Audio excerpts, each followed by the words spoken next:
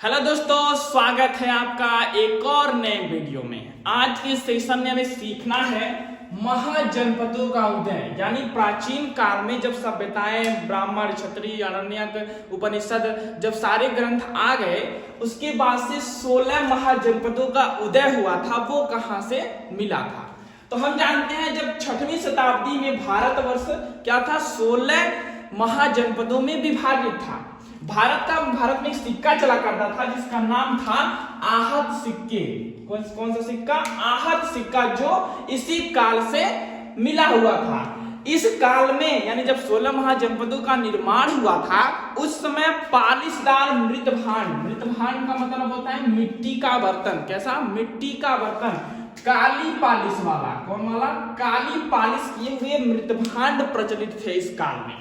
और कहता है कि बौद्ध ग्रंथ जो है अंगुत्र निकाय और जैन ग्रंथ जो है भगवती पुत्र में इन 16 महाजनपदों का उल्लेख पाया गया है।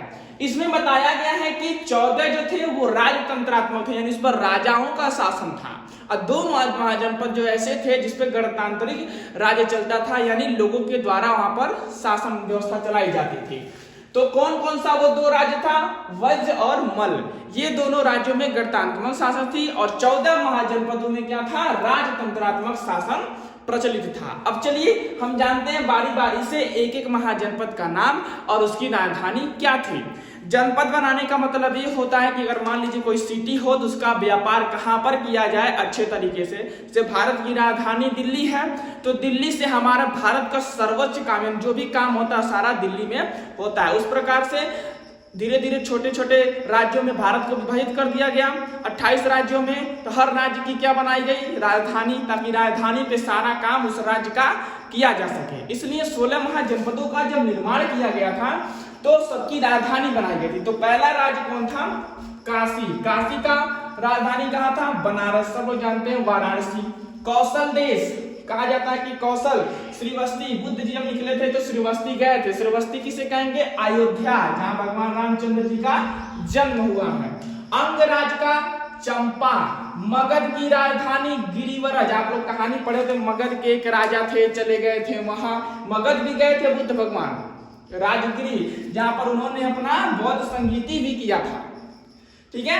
5वां क्या है? वज्र। वज्र की राजधानी वैशाली है। चेदी की सुक्तमती। मल्ल का कुशीनगर, अपना कुशीनगर जो उत्तर प्रदेश में है, देवरिया के पास कुशीनगर, जहां भगवान बुद्ध का महापरिनिर्वाण हुआ था, यानी उनकी मृत्यु हुई थी, वहां पर कुशीनगर, जिसे पावा भी कहते हैं, वो मल्ल की क्या थी? राजधानी थी। वत्स की कौशाम्बी, जो इलाहाबाद से आगे है, कौशाम्बी। अब जानते हैं हम महाभारत काल के कुछ नाम। हम लोग पढ़े हुए हैं, कुरु वंश था ना, पांडव वंश था। तो उन सारी चीजों को राजधानियों में बदला गया है। कैसे? देखो, कुरु था, कुरु का राजधानी इंद्रप्रस्थ, जो युधिष्ठिर ने बनाया था। पांचाल, जहां की द्रौपदी थी, जिसका राजधानी था अहिच्छत्र, जिसे कौंपिल्य भी आप कह सकते हैं। अज्ञातवास के दौरान लोग मत्स्य देश पहुंचे थे, जहां पे विराट नगर के राजा थे, विराट नरेश मामा थे। अगला था सूरसेन, जहां के राजधानी मथुरा वृंदावन, जहां भगवान श्री कृष्ण का गुणगान गलियों गलियों में किया जाता है।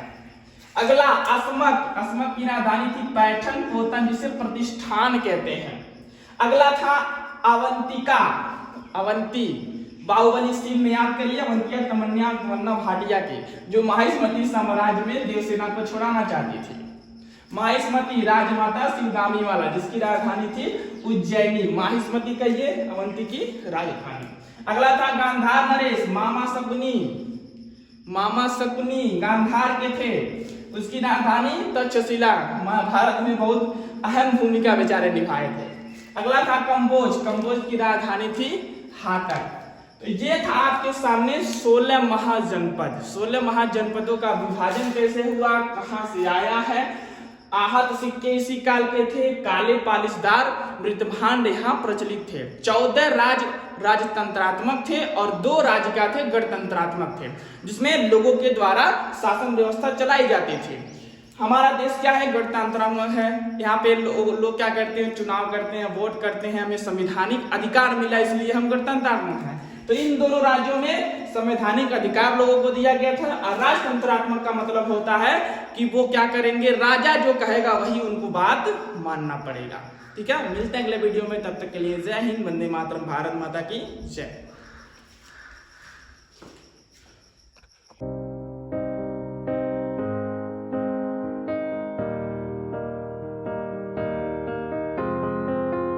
I will run, I will